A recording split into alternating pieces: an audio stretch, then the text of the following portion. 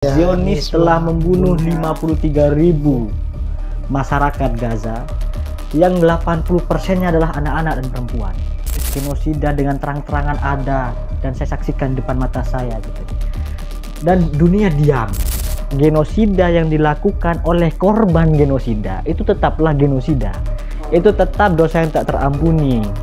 Dan dosanya Einstein cuma satu, dia tidak bisa mengetahui masa depan dengan pasti. Justru masyarakat Palestina dia welcome sebenarnya, karena waktu itu masyarakat Palestina itu tidak ada kepikiran sedikit pun kalau masyarakat Yahudi ini akan mengambil tanah mereka.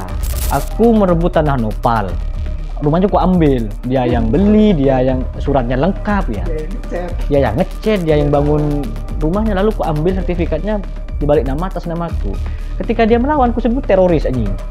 Apa itu? Itu kan konyol bagiku. Itu yang terjadi di Palestina sekarang.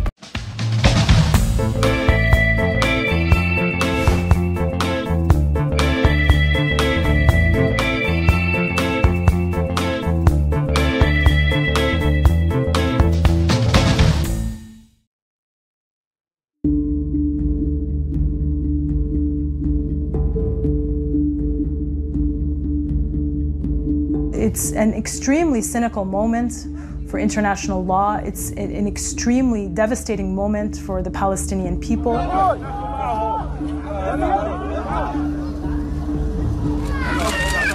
There are rules under international law, and no matter which way you look at this, Israel is in violation of those rules.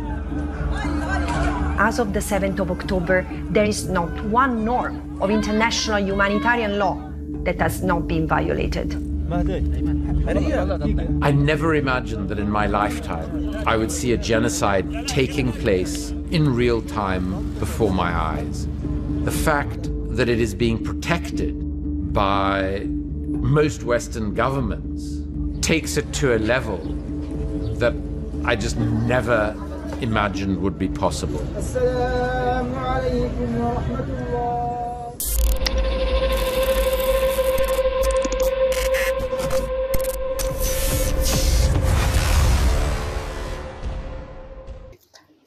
Teman-teman, kita telah menyaksikan bersama bagaimana kekejaman Zionisme Israel membantai masyarakat Palestina. Dan edisi podcast Tro kali ini kita akan membahas terkait dengan konflik tersebut. Bersama dengan narasumber kita, RH Autonul Muder. Mas RH, sehat? Sehat, bisa dipanggil Bung Ririt saja. Ya, atau beliau biasa terkenal dengan Bung Ririt. Beliau ini seorang penulis dan seorang peneliti tentang konsep kekerasan. Kali ini saya juga ditemani oleh teman saya. Saya Noval. Oke, Bung Ririt. Di Indonesia ini kan kami tahu kalau konflik Israel-Palestina itu kan pas puncak-puncaknya itu ketika tahun 2023 kalau tidak salah bulan Oktober begitu. Saat Israel begitu melakukan pengeboman di salah satu wilayah Palestina yaitu Gaza begitu. Nah, sebenarnya konflik ini apakah memang terjadi di tahun 2000-an ini atau memang dia punya sejarah sebelum-sebelumnya begitu. Cuman yang sekarang nampak itu mungkin titik lanjutannya konflik tersebut. Iya, itu juga yang jadi pertanyaanku karena aku kan ini ya lumayan awam juga sih sama konflik Israel Palestina ini. Terus gimana sih Mas sejarahnya itu? Oke, terima kasih Bung Noval dan Bung Amin. Selamat pagi, selamat siang, selamat sore, selamat malam buat teman-teman yang musikan. Sebetulnya konflik Israel-Palestina ini mempunyai sejarah yang panjang sebenarnya, terutama pasca Perang Dunia Kedua. Karena kita tahu masyarakat Yahudi waktu itu kan di era rezim Nazi, Jerman, Hitler itu kan, fasisme Hitler, mereka itu digenosida atau dibantai habis-habisan di Eropa. Karena gara-gara konsep antisemitismenya Nazi terhadap masyarakat Yahudi.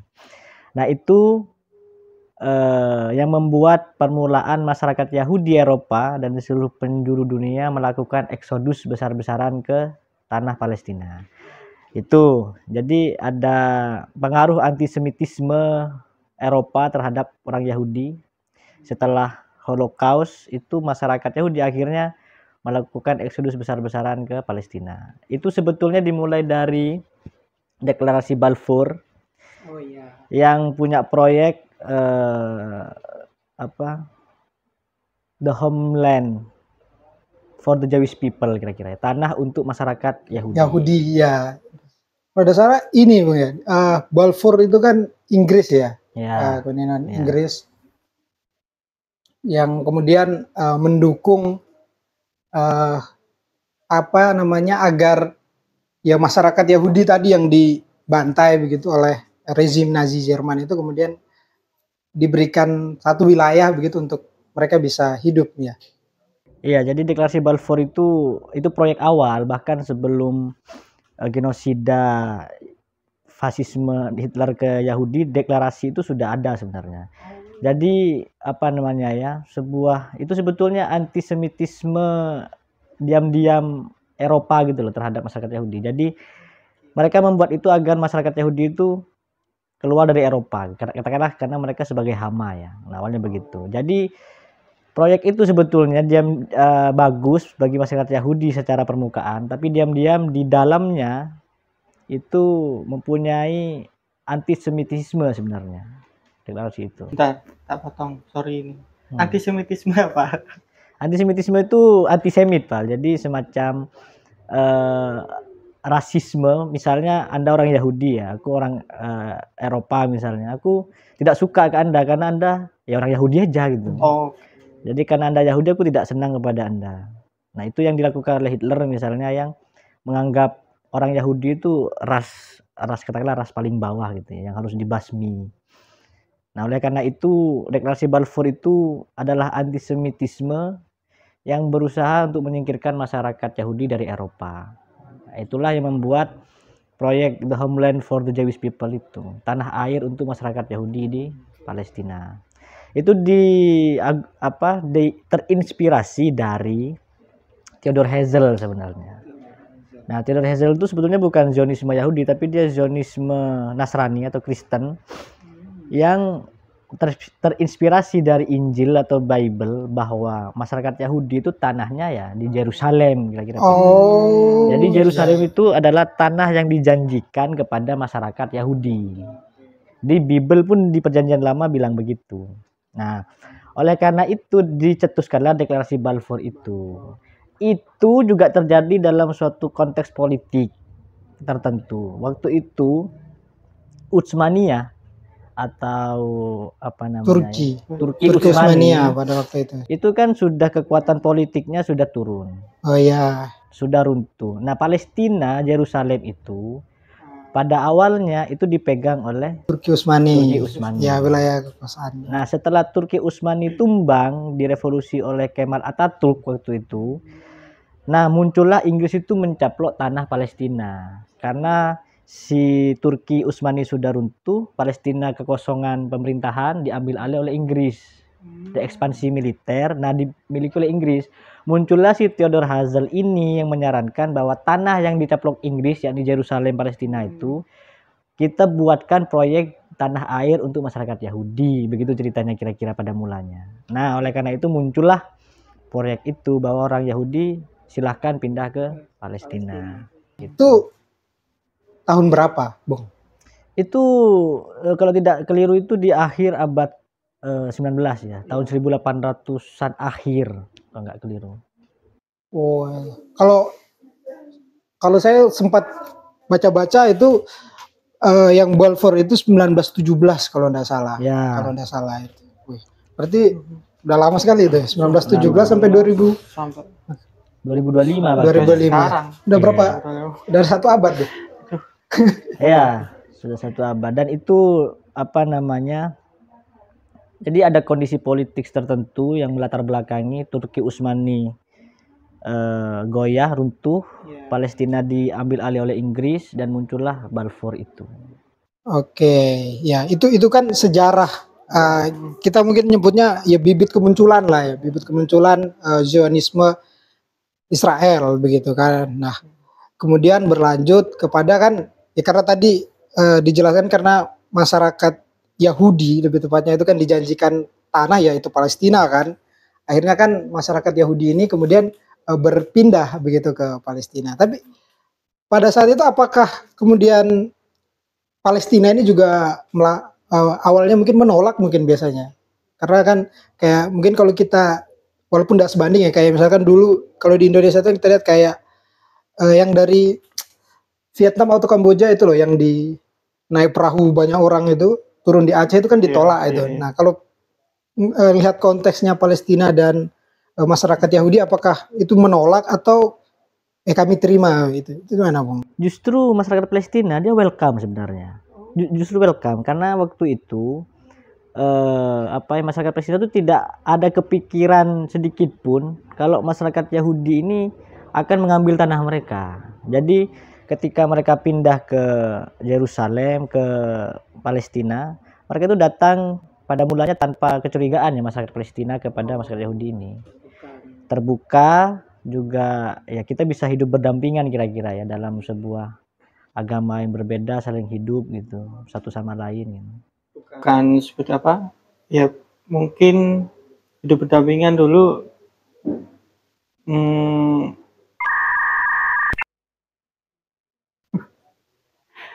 kalau dulu bisa welcome gitu paling ya sekarang nggak sampai merembet sampai adanya peperangan mungkin. Iya kira-kira kayak inilah kayak misalkan migrasi besar-besar masyarakat Jawa ke Kalimantan, ke Sulawesi.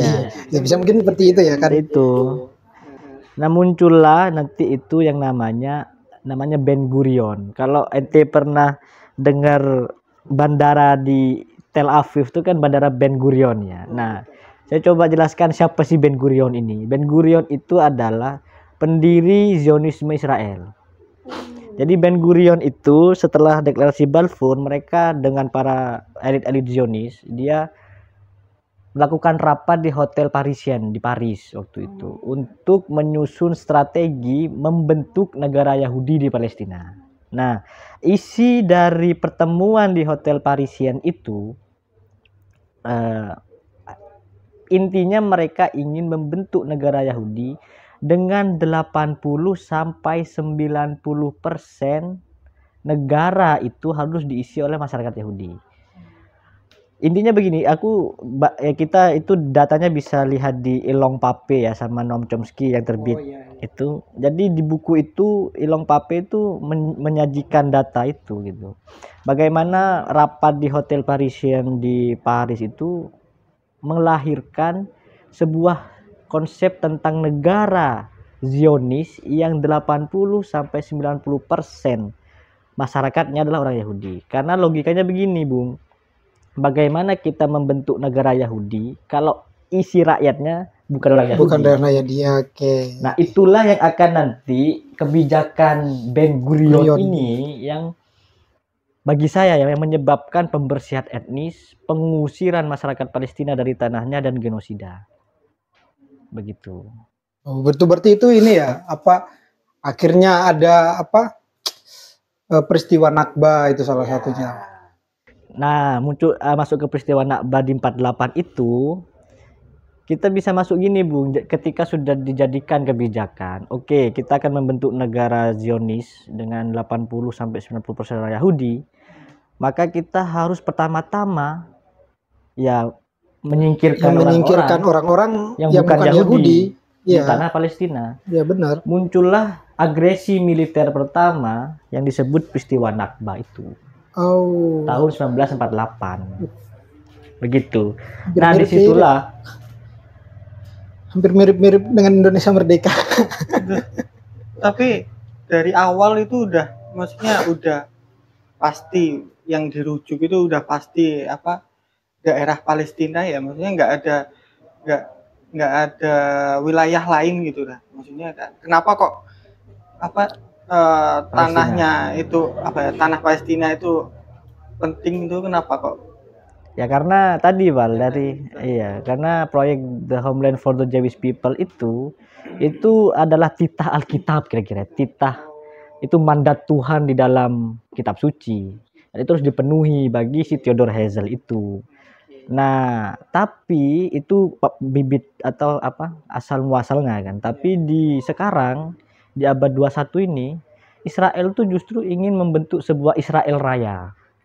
Jadi dia tidak hanya mencaplok tanah Palestina, tapi negara-negara di sekitar, misalnya di Lebanon, di perbukitan Golan, itu kan sekarang mulai diduduki Israel kan. Itu adalah hasrat Israel untuk membentuk Israel raya gitu ya. Jadi masyarakat Yahudi yang terus memperluas ekspansi tanahnya. Makanya ini sebetulnya dari sejarah yang saya jelaskan tersebut, sebenarnya ini adalah apa ya, katakanlah sebuah hasrat kolonialisme. Aku lebih suka menyebutnya neokolonialisme, bahwa hasrat untuk terus mengekspansi atau memperluas tanah demi kepentingan ras tertentu atau nasional tertentu. Iya, betul. Itu yang dilakukan Israel sekarang sebenarnya. Begitu. Berarti bentuk Israel menguasai wilayah bukan hanya Palestina, tapi dia itulah mungkin lebih kita kenal sebagai Zionisme itu. Makanya Zionisme Israel. Ya. Zionisme. Jadi coba kita tarik Bung ya dari rapat di Hotel Parisian dan dampaknya pada peristiwa Nakba itu. Jenderal-jenderal elit Zionis dan Ben Gurion itu yang ingin menciptakan negara Zionis dengan 90% orang Yahudi. Muncullah peristiwa Nakba. Jadi kalau kita baca beberapa literatur tentang Nakba itu ngeri sekali. Jadi orang-orang itu rumahnya dibakar, diusir ya, tanpa tahu kenapa gitu. Mereka berjalan kaki dari ribuan kilometer ya untuk mengungsi. Itu sejak tahun 48. Dan sejak peristiwa Nakba itu, masyarakat Palestina itu selalu terus-menerus digeser gitu ya. Dia bermigrasi ke entah ke Lebanon, ke Yordania gitu ya, untuk mencari tempat tinggal baru. Dan ini adalah problem kolonialisme kontemporer. Jadi kolonialisme yang dianggap Barat oleh Eropa sudah berakhir di akhir abad 19, bagi saya itu terus berlanjut. Iya, ya tadi Bung sebut neokolonialisme itu. Okay. Terus itu apa enggak di ini Mas?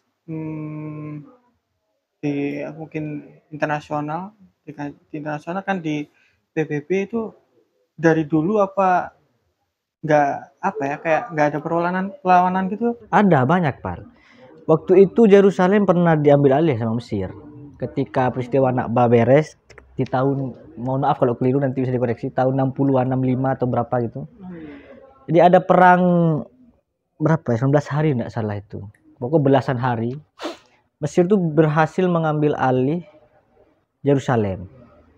Mesir berhasil mengambil Yerusalem, tapi nanti diambil alih lagi oleh Israel gara-gara bantuan dari sekutunya, Barat sama Amerika kira-kira.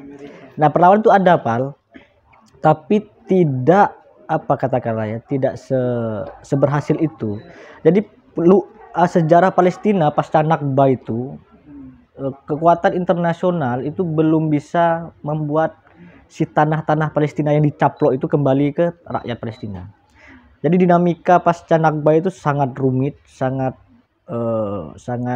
kacau, kira-kira chaos, karena Barat ikut campur, Amerika ikut campur dalam pencaplokan itu, sehingga negara-negara berkembang kayak negara-negara Arab kayak Mesir, Jordan, Lebanon yang dulunya membantu itu mulai kewalahan karena mereka tidak punya kekuatan militer yang secanggih Barat dan Amerika. Nah itu juga pembahasan lain kira-kira, tapi yang terpenting adalah bagaimana perlawanan itu ada gitu loh. Perlawanan itu ada, bahkan dari dalam masyarakat Palestina itu melawan. Mereka demonstrasi, mereka melawan gitu ya. Kita tahu Edward Said Bung ya. Oh iya, Edward Said. Dia bukan orang Muslim, bukan orang Yahudi, dia Kristen Palestina.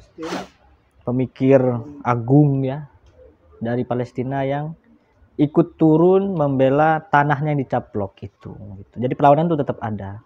Iya, berarti konfliknya loh ternyata udah lama sekali ya. Berarti konflik 2023, kemudian Gaza, terus ada bentuk perlawanan Hamas itu ya, kita tahu itu kan. Itu ternyata cuma ya bagian dari perlawanan rentetan dari Nakba 1948 itu. Cuman memang tapi Israel itu memang agak ini Bung ya. Apa saya ngelihatnya juga agak kan semenjak 2003 itulah. Kan kita ngomong sejarahnya tadi kan sudah sangat jauh. Padahal 2003 itu kan 2023 sorry. Itu kan kemudian framingnya ini kan kita perlu jeli lah untuk melihat itu kan. Itu kan Israel itu kan kemudian menyerang Palestina atas nama Hamas itu yang kemudian melakukan terorisme gitu ya. Itu kan isunya lain. Itu konyol. Itu konyol ya Mas. Ya, karena begini, saya selalu menganalogikannya begini. Anda punya rumah, ya. Anda membayar rumah itu dengan usaha Anda sendiri. Anda nyicil rumah itu, Anda menandani rumah itu, Anda merawat rumah itu, ya. Anggaplah rumah itu adalah Palestina kira-kira. Lalu ada segerombolan preman yang mencaplok tanah Anda, mengambil alih rumah Anda. Ini dan mengakui itu sebagai rumah dia gitu, rumah kalian itu. Lalu masa Anda diam? Ya enggak lah. Memberontak Ya, pasti melawan. Pasti melawan, entah dengan cara yang pada mulanya berunding, berdamai. Oke lah, kalau kamu belum punya rumah tinggal dulu lah sebentar di sini atau apalah mungkin ya. Karena kemanusiaan lah ya. Karena kemanusiaan. Terus Anda ngelunjak tuh, oh tidak, aku pengen memiliki rumah ini katanya. Lalu Anda masa mau tetap diam? Tidak, melawan lah. Lah logika itu yang saya pakai untuk melihat perlawanan masyarakat Palestina terhadap Zionisme gitu. Jadi masa iya setelah rumah Anda dicaplok dan Anda disisakan dapur aja, masa Anda tidak melawan gitu loh. Palestina itu kan gede ya dalam naskah biografi awalnya. Sekarang cuma tinggal sedikit. Tepi barat dan jalur Gaza. Nanti akan kita ceritakan bagaimana kondisi tepi barat yang katanya damai itu begitu mencekam sekarang. Apalagi jalur Gaza kita tidak bisa menyaksikan, kita sudah lihat kehancurannya kan. Iya, kita lihat videonya tadi kan sangat betul. Ya. Sampai speechless. Nah, jadi perlawanan masyarakat Palestina, Hamas atau PLO ya, Palestine Liberation Organization itu, mereka itu dianggap teroris itu adalah macam, mohon maaf ya, saya NU, itu macam framing aja. Kayak Kusulil mengatakan framing aktivis lingkungan, Wahabi lingkungan. Nah, itu bagi saya itu logika aneh. Itu logika yang bagi saya waduh, simplistik gitu loh, sangat mereduksi kenyataan, simplifikasi aja. Jadi misalnya Anda yang punya rumah ya, lalu Anda melawan dan Anda dikatakan teroris dalam mempertahankan tanah Anda sendiri, itu konyol bagiku. Makanya itu ya kita perlu melihat secara utuh begitu ya. Agak emosi aku kalau itu. Gimana ya cara berpikir orang? Aku merebut tanah Nopal. Rumahnya aku ambil, dia yang beli, dia yang suratnya lengkap ya, dia yang ngecat, dia yang bangun rumahnya, lalu aku ambil sertifikatnya dibalik nama atas namaku. Ketika dia melawan, aku sebut teroris anjing. Apa itu? Itu kan konyol bagiku. Itu yang terjadi di Palestina sekarang. Oke. Tadi Zionis sebenarnya itu Zionis itu siapa atau apa sih Zionis? Nah, Zionisme itu gerakan politik, Pak. Jadi kita harus bisa membedakan betul mana masyarakat Yahudi, mana Zionisme. Di titik ini aku menekankan, saya tidak membenci masyarakat Yahudi. Saya bukan seorang antisemit, bukan. Saya bukan antisemit. Saya mendukung masyarakat Yahudi di Palestina justru. Itu pertama. Yang kedua, Zionisme itu adalah gerakan politik Yahudi yang berusaha membuat negara tadi ya, yang isinya masyarakat Yahudi. Kita tahu kalau banyak beberapa demonstrasi yang pro Palestina itu justru datang dari masyarakat Yahudi sendiri. Ilan Pape yang saya sebut itu dia orang Yahudi, dia tinggal di Israel, tapi dia lalu bermigrasi ke Inggris karena mungkin tidak betah ya di negara kolonial itu. Jadi di masyarakat Yahudi pun banyak yang melawan Zionisme gitu kira-kira. Karena Zionisme ini gerakan politik ya, yang berusaha untuk menekankan satu ras atau etnis tertentu. Di tulisan saya yang di Indo Progress, saya berani menyimpulkan satu tesis yang agak berani. Nazisme yang awalnya membantai atau menggenosida masyarakat Yahudi Zionis itu yang notabene orang Yahudi itu adalah sama dengan atau 11-12 dengan Nazisme justru. Oh iya iya. Ya, Zionis itu ya. Iya. Mirip ya. 11-12 dengan Nazisme perilakunya. Dan dulu saya bilang bahwa genosida yang dilakukan oleh korban genosida itu tetaplah genosida. Itu tetap dosa yang tak terampuni. Maka caranya sekarang kita tidak membenci masyarakat Yahudinya, tapi bagaimana yang awalnya korban kekerasan genosida itu tidak menjadi pelaku genosida berikutnya. Itu PR besar gitu. Tapi ini, Bung, tadi karena Bung nyebut tokoh Ilan Pappe ya, Ilan Pappe seorang Yahudi. Jadi saya juga akhirnya teringat dengan salah satu tokoh Yahudi yang cukup terkenal gitu ya. Albert Einstein. Ya, ini kan wah kayaknya orang-orang kenal lah Albert Einstein karena ilmuwan terkenal kan dia. Nah, dia Albert Einstein ini katanya itu termasuk orang yang juga mendukung Zionisme. Itu apakah benar atau gimana, Bung, sebenarnya? Benar, tapi harus dengan penjelasan dan konteks tertentu. Nah itu benar karena di satu tulisannya yang sudah saya terjemah, nanti mungkin terbit di Semilir novel ya.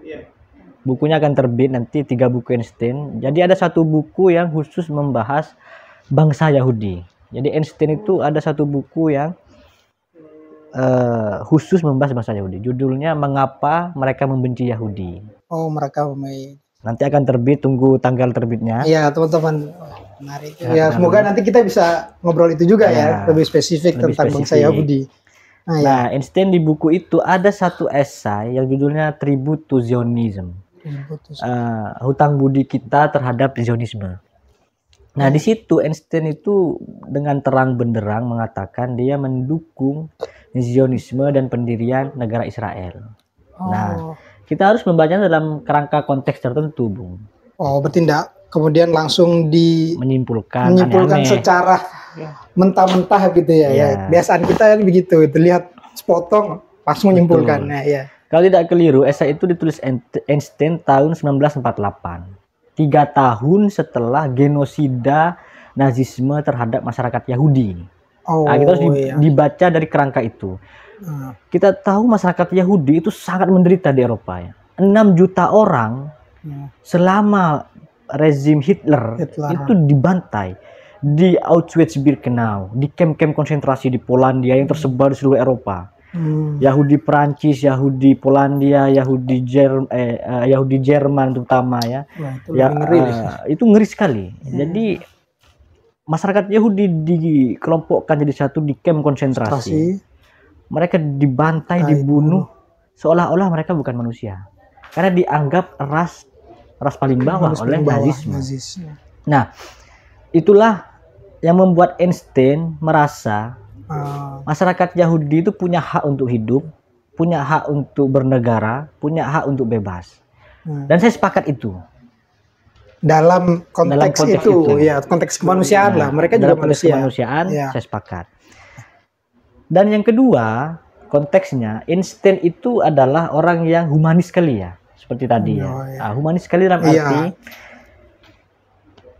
di esai itu Einstein itu berkata, saya membayangkan bagaimana masyarakat Yahudi itu berdampingan dengan masyarakat Arab dengan damai. Kira-kira begitulah. Nah, itu harus dibaca dalam kerangka itu. Zionisme yang dimaksud Einstein adalah Zionisme yang ingin menyelamatkan masyarakat Yahudi dari kengerian-kengerian antisemitisme itu. Tapi Einstein juga mewanti-wanti di esai itu bahwa Zionisme tidak boleh melakukan agresi menggunakan kekerasan. Harus menempatkan kemanusiaan di atas ras. Tetapi ini yang menjadi faktanya.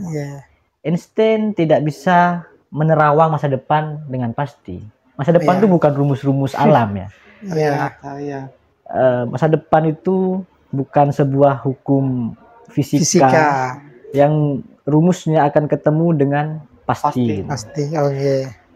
Berkembangnya waktu, Zionisme justru menjadi mesin jagal gitu ya, katakanlah menjadi mesin haus darah mesin pembantaian. mesin pembantaian gerakan politik Yahudi yang membuat mereka justru mengulangi kegilaan Nazi gitu loh. Itu yang bagiku luput diperkirakan Einstein. Karena Zionisme sebenarnya bibit-bibit kekerasannya itu sudah tampak ketika Ben Gurion tadi yang Udah. bercita-cita Ben Gurion mendirikan negara dengan 90% masyarakat Yahudi. Ya gimana? Terus masyarakat asli itu native itu digimanain? Ya diusir gitu. Makanya itu Ilan Pape, Noam Chomsky, beberapa sarjana tentang Palestina Israel itu mengatakan Zionisme itu sedang melakukan genosida bertahap. Iya. Oke. Terus apa namanya, kalau tadi kan Einstein ngomong yang itu tadi ya sebelumnya, terus Einstein apa ada tanggapan lagi setelah tahu kalau orang apa Zionis ini Iya, saya juga sebenarnya mau nanya itu. Ya. Karena saya pernah membaca kan, mempelajari tentang konflik Israel Palestina itu kan bentuk Einstein kemudian merasa kayaknya dulu mendukung Zionisme itu ya, masyarakat Yahudi itu, kemudian kalau tidak salah dia pernah menolak begitu untuk dijadikan sebagai presiden Israel pada waktu itu, karena Zionisme yang dilakukan masyarakat Yahudi Israel itu ternyata ya tadi yang sudah Bung Ririt sebutkan itu kan tidak sesuai dengan konsep awal berdirinya begitu ya tentang. Iya, jadi Einstein tuh menolak jadi presiden karena pertama dia tidak pede ya, karena dia seorang fisikawan cemerlang, tapi dia katakanlah dia merasa minder ketika turun ke politik. Justru itulah dia tidak boleh mengomentari Zionisme bagi saya. Cukuplah dia menulis fisika. Iya. Kita tidak bisa menyuruh Einstein bikin soto, dia pasti bodoh ketika bikin soto Lamongan kan. Jadi itu. Apa ya? Ya Einstein Zionisme melakukan kekerasan yang Einstein tolak di situ. Maka Einstein pada dasarnya ketika tahu jika Einstein hidup di 2025 dia akan berkata sama kayak saya mungkin ya. Dia akan menolak Zionisme yang melakukan kekerasan itu. Nah, Einstein bagiku dia berada di netral sebenarnya, tapi agak berpihak kepada Yahudi. Karena kita tahu Bung, Einstein itu punya trauma besar. Dia lahir di Jerman, bayangkan. Dia fisikawan Jerman. Dia itu melakukan eksodus ke Inggris. Ketika Nazi Jerman itu berkuasa, masyarakat Yahudi ditangkap.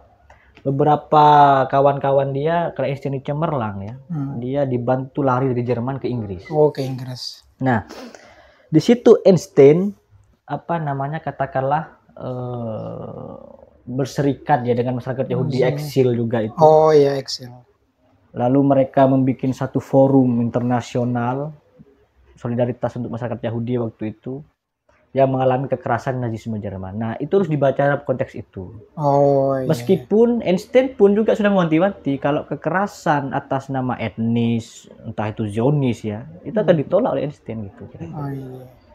Dan dosanya Einstein cuma satu, dia tidak bisa mengetahui masa depan dengan pasti. Einstein lupa kalau dia tidak bisa menerawang masa depan. Dia mungkin bisa tahu sejarah apapun itu ya, tapi dia tidak bisa mengetahui di tahun 2025, dari 2023 sampai 2025, Zionis telah membunuh 53.000 masyarakat Gaza, yang 80%-nya adalah anak-anak dan perempuan. Iya, tadi kita lihat di tampilan itu kan, beberapa anak-anak gitu. Bagaimana tadi, siapa saya lupa namanya dia, yang mengatakan dia dengan agak suara gemetar bilang kalau genosida dengan terang-terangan ada dan saya saksikan di depan mata saya gitu. Dan dunia diam kira-kira. Dan dunia diam.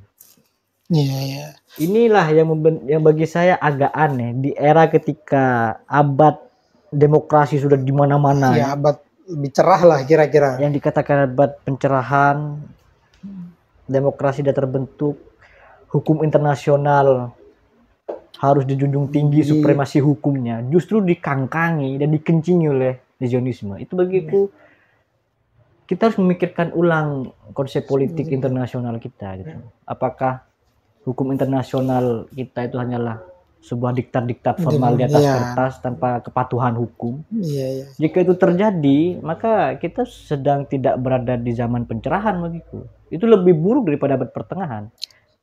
Tapi ini, Bung, kalau menurut Bung Ririt sendiri ya, karena Bung Ririt kan ternyata juga banyak menulis tentang konflik Israel Palestina begitu. Nah, nanti untuk tulisannya teman-teman nanti kita juga akan kasih ya, ada linknya sendiri. Tapi menurut Bung Ridit sendiri misalkan solusi apa sebenarnya yang harusnya bisa dilakukan ya untuk mengakhiri Zionisme Israel terhadap masyarakat Palestina ini ya. Karena ya tadi Bung sudah nyebutin, dan kita juga lihat yang awalnya katakanlah misalkan negaranya besar misalnya segini, kemudian sekarang tinggal segini gitu.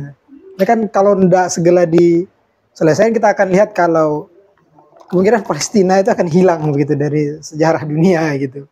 Bahwa ada negara di situ dulunya yang sebelum ya Yahudi Israel ya, Zionis ini. Kemarin juga sempat lihat-lihat juga di internet ada apa itu solusi dua negara, apa itu apa nyambung juga sama. Iya, nyambung, Bal. Betul kata Nopal tadi bahwa ada yang diamini oleh masyarakat internasional sekarang, itu adalah two-state solution. Two-state solution itu apa? Bahwa harus ada dua entitas negara. Itu sudah ada di perjanjian Oslo di Jenewa waktu itu. Tapi dihianati sendiri oleh Israel, kira-kira begitu. Ini konyol sekali memang Zionis. Jadi begini, jadi two-state solution awalnya aku bersependapat, Pak. Sebelum akhirnya aku merevisi pendapatku itu sendiri. Jadi begini, two-state solution itu sudah ada di Oslo sebenarnya, perjanjian Oslo Agreement. Mirip Einstein ya, awalnya sepakat, tapi enggak lah, kita tarik lagi. Pada awalnya aku aku optimis two-state solution menjadi solusi yang cemerlang bagi ada dua entitas negara, Palestina dan Israel, di suatu wilayah itu hidup damai kira-kira. Nah, Israel justru sudah ditetapkan batas wilayah di Oslo itu. Ini milik Palestina, ini milik Israel. Sudah di Oslo itu sudah. Tetapi Israel tetap melakukan pencaplokan tanah-tanah Palestina sejak perjanjian itu ditandatangani. Nah, itu yang membuat bahwa two-state solution itu adalah bagiku halusinasi yang harus segera ditobat ya. Itu waham saja begitu. Waham politik internasional, two-state solution. Kenapa? Two-state solution sampai di 2025 ini lu diperjuangkan banyak negara, bahkan Amerika sepakat loh. Eropa itu sepakat loh. Semua negara sepakat, tapi tidak kunjung terjadi karena agresi Israel yang tidak kunjung berhenti. Nah, two-state solution ini bagiku hari ini justru melanggengkan apartheid pertama, genosida bertahap dan rasismenya Zionis. Kita lihat di tepi barat ya. Zionis Israel itu, Bung, itu membagi-bagi wilayah di tepi barat yang katanya damai itu. Bukan jalur Gaza ya, tepi barat yang dipimpin sama Presiden Palestina siapa tuh? Mahmud Abbas, apa? Itulah Abbas itu ya. Iya, Abbas. Dia Zionis itu membagi 3 zona. A, B, C, bayangkan. Itu di daerah Palestina. Ya. Itu adalah wilayah Palestina. Tepi barat itu. Zionis itu membagi 3, Pak. Zona A, B, C. Dan setiap zona ini ada peraturan yang ketat. Lalu di manakah ya kebebasan dan kemerdekaan masyarakat Palestina? Jika kontrol terhadap kebijakan, kontrol wilayah tetap dipegang oleh Zionis. Nah, two-state solution itu bagiku waham. Kenapa? Ketika Anda lihat peta politik ya, bukan peta geografi belakang, kan akan melihat semacam keju. Ente tahu keju nggak? Bolong-bolong. Ini zona A, ini zona C, zona A, zona B. Jadi Palestina yang kita bayangkan merdeka, ada tepi barat yang kita kira itu adalah tanah Palestina, ternyata itu pun dikontrol oleh politik Zionis. Jadi di mana letak two-state solution-nya? Bagiku, two-state solution itu hanya melanggengkan apartheid. Apartheid itu seperti orang kulit putih di Afrika Selatan dulu yang ketika Nelson Mandela di penjara, itu kan sistem apartheid. Jadi orang kulit hitam itu dipinggirkan, dibuatkan daerah sendiri. Yang tidak boleh campur baur dengan kulit putih. Itu yang terjadi di tepi barat. Jadi daerah yang diduduki Israel Zionis itu tidak boleh dicampur sama masyarakat Palestina. Jadi harus steril itu tempat tuh. Itu disebut apartheidnya Zionis.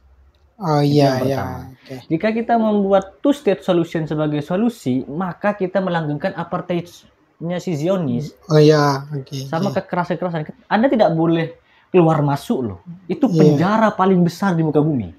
Aku Iya. tulis itu di Indo Progress, Bung. Jadi logika camp yang dipakai oleh Zionis, logika camp konsentrasinya Nazi yang dia pakai. Dikumpulkan jadi satu tempat, kita akan kontrol tuh. Persis penjara kan. Ya. Penjahat nih, dianggap penjahat, kumpul satu tempat, aku bisa mendikte Anda, melihat Anda, mempanoptikon kalian di Iya, situ. iya. Kalau Anda macam-macam aku gebuk, kira-kira begitu. Nah, itu yang terjadi di tepi barat. Apa untungnya two state solution? Tidak ada. Halo. Di hadapan politik yang terjadi di Israel dan Palestina, two state solution itu adalah waham paling mengerikan yang pernah terjadi. Solusinya apa? One state solution. Satu negara. Nah, saya harus menjelaskan ini agak rigid nih, biar nggak ada salah kaprah. Karena beberapa teman tuh mengkritisi saya, kenapa one state solution? Lalu gimana itu akan mungkin? Gitu ya. Oke. Pertama-tama, politik Zionis harus runtuh. Persis ketika seperti runtuhnya Nazisme di Eropa. Bagiku begini, ketika Zionisme runtuh, masyarakat Yahudi tetap tinggal di situ, di Haifa, di Tel Aviv, di Oke, Yerusalem, Yahudi bukan yang Zionis ya? bukan. Ya. Zionis harus diadili seperti masyarakat internasional mengadili Nazisme. Ya, ya. Titik di situ selesai. Oke. Zionisme harus diadili secara hukum internasional, melakukan kekerasan genosida terhadap masyarakat Palestina. Selesai. Runtuh sudah. Anggaplah runtuh suatu saat itu. Amin. Yahudi tidak usah bereksodus lagi, tidak perlu. Iya. Tidak perlu bereksodus ke tempat baru, diusir, tidak perlu. Maka yang terjadi adalah hanya ada satu negara, ini Palestina. Palestina tok, tanpa Israel. Oke. Dengan segenap masyarakat Yahudi di dalamnya, masyarakat Muslim di dalamnya, masyarakat Kristiani di dalamnya. Negara Palestina yang dikelola secara demokratis oleh tiga agama besar ini. Secara damai. Tanpa harus ada apartheid, tanpa harus ada pengusiran paksa, tanpa harus ada kekerasan. Jadi tiga negara Palestina ini, entah presidennya orang Yahudi, Kristen atau Islam, bebas dipilih oleh masyarakat. Negara itu jadi milik Palestina, karena kita bahas di awal tadi kan itu memang punya Palestina begitu, bukan punyanya Israel. Betul. Ya, jadi masyarakat Yahudi tidak perlu kita singkirkan. Jadi Yahudi strip Palestina persis seperti Yahudi Aljazair, Yahudi Tunisia, Yahudi Amerika. Itu Yahudi Palestina yang hidup berdampingan secara damai dan demokratis di negara Palestina. Iya, benar. Memang harus Zionisme Israel itu memang harus dihilangkan. Ya. Berarti bukan menghilangkan masyarakat Yahudinya, tapi Zionisme. Oke, masuk sekali ini. Ya. Bisa jadi pembahasan untuk next. Kayaknya masih banyak. Oh ya. Teka-teki yang harus dipecahkan. Cuman saya kira ini menjadi penting ya, sehingga kita melihat konflik Israel dan Palestina itu tidak sepotong begitu ya.